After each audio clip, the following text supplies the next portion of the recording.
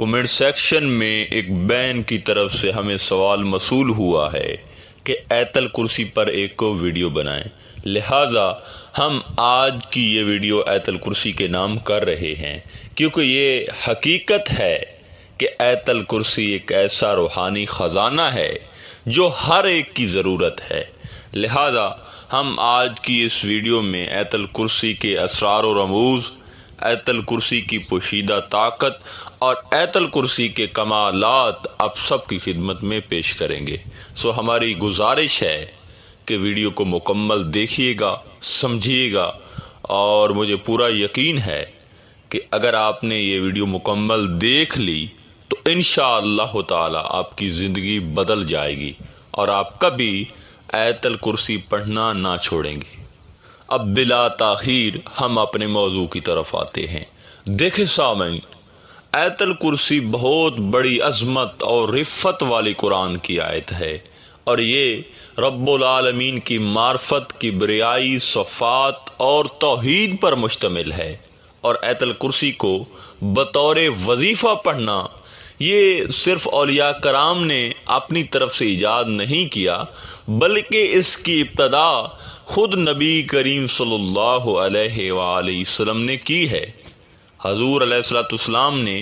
بطور وظیفہ آیت الکرسی کو کثرت سے تلاوت فرمایا ہے، اور صحابہ کرام اور اپنی امت کو بھی تلاوت کی بار بار تاکید فرمائی ہے۔ لہذا ہمارے اولیاء کرام نے جب احادیث کی کتب سے پڑھا اور اس پر غور کیا کہ آیت الکرسی روحانیت، معرفت، عشق اور پوشیدہ طاقت سے بھرپور ہے، تو پھر انہوں نے بھی بطور وظیفہ اس کو پڑھنا شروع کر دیا، اور لمحہ بلمحہ آیت الکرسی سے فیض، برکات، ثمرات، قرب الہی، معرفت الہی اور دیگر بے پناہ کمالات اور مراتب حاصل کیے، اور ساتھ انہوں نے اپنے مریدین کو بھی بطور وظیفہ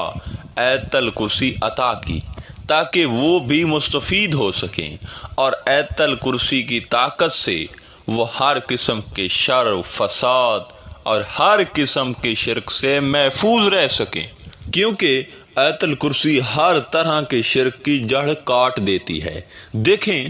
عموماً ہم نے صرف ایک ہی چیز کو شرک سمجھا ہوا ہے کہ اللہ کے علاوہ کسی کو سجدہ کرنا، عبادت کرنا یا کسی کو معبود سمجھنا شرک ہے۔ بے شک یہ شرک عظیم ہے، مگر اس کے علاوہ بھی شرک کی بہت سی اقسام ہیں، اور ہم دن میں اکثر کبھی انجانے میں اور کبھی ثواب سمجھ کے کر رہے ہوتے ہیں۔ مثال کے طور پر شرک فی الوحیت، شرک فی الربوبیت، شرک فی الذات، شرک فی الخلق، شرک فی العبادت، شرک فی القدرت، شرک فی الدعا، شرک فی العلم، شرک فی الاسماء والصفات، شرک فی التحریم، شرک فی البذور اور شرک فی الحلف وغیرہ۔ دیکھیں، یہ بہت خطرناک ہیں کیونکہ ان کی سمجھ بھی نہیں آتی، مگر یہاں ایک سوال پیدا ہوتا ہے کہ اب جو بندہ ان میں سے کسی بھی شرک میں ملوث پایا جاتا ہے، اب وہ کیسے مقام ولایت تک پہنچ سکے گا؟ کیسے اسے اللہ کی معرفت نصیب ہوگی؟ کیسے اسے روحانیت کی اعلیٰ معراج نصیب ہوگی؟ کیسے اسے قلبی سکون نصیب ہوگا؟ کیسے اسے دکھوں، بیماریوں، پریشانیوں، بے چینیوں اور جادو ٹونا وغیرہ سے نجات اور افاقہ نصیب ہوگا؟ دیکھیں، عموماً ہم سے انہی بتائی گئی اقسام میں سے کوئی شرک ہو جاتا ہے، جس کی وجہ سے پھر ہم خوار ہو کر کہہ رہے ہوتے ہیں کہ پتہ نہیں ہمیں منزل کیوں نہیں مل رہی، خدا کیوں نہیں مل رہا، جادو، بیماریاں، پریشانیاں کیوں ہماری جان نہیں چھوڑ رہی، حتیٰ کہ ہم نے یہ وظیفہ پڑھا، وہ وظیفہ پڑھا۔ اب اس کا حل کیا ہے؟ ایسے مخفی شرک سے ہم کیسے بچ سکتے ہیں جو روزانہ ہم سے ہو رہا ہے؟ تو محترم سامعین،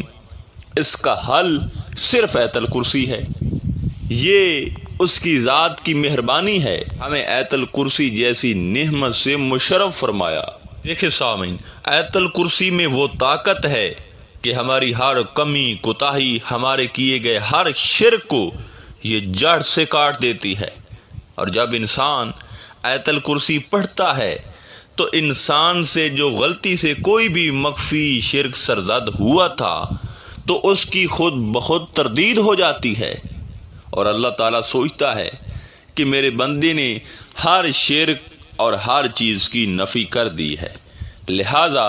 پھر بندہ نعمت خداوندی اور انعام خداوندی کا مستحق ٹھہر جاتا ہے، اور اس پر کرم کی انتہا ہو جاتی ہے،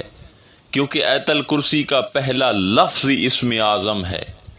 حضور سلطان العارفین حضرت سخی سلطان باہو نے اللہ ہو اور ہو کو اسم اعظم قرار دیا ہے، اور آیت الکرسی میں پہلا لفظ اللہ ہو، اور یہی اللہ ہو اسم اعظم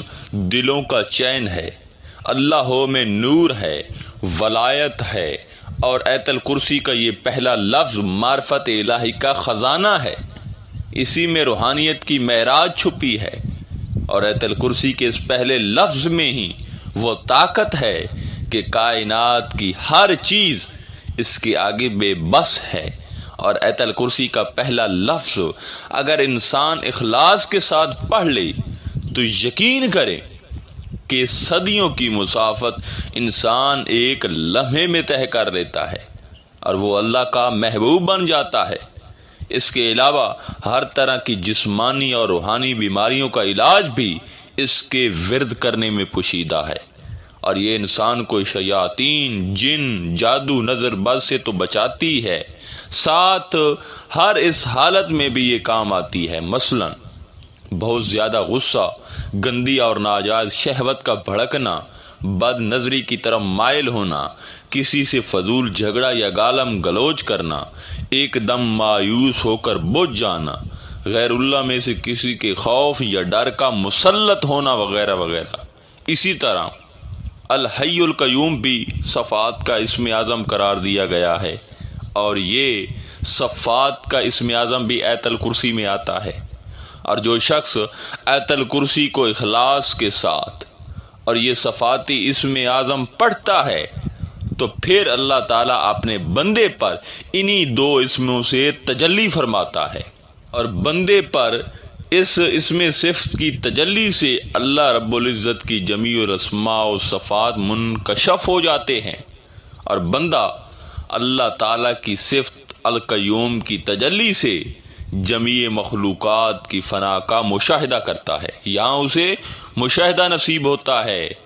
پھر یہاں دوئی اٹھ جاتی ہے۔ یاد رہے کثرت اور دوئی کے اٹھنے سے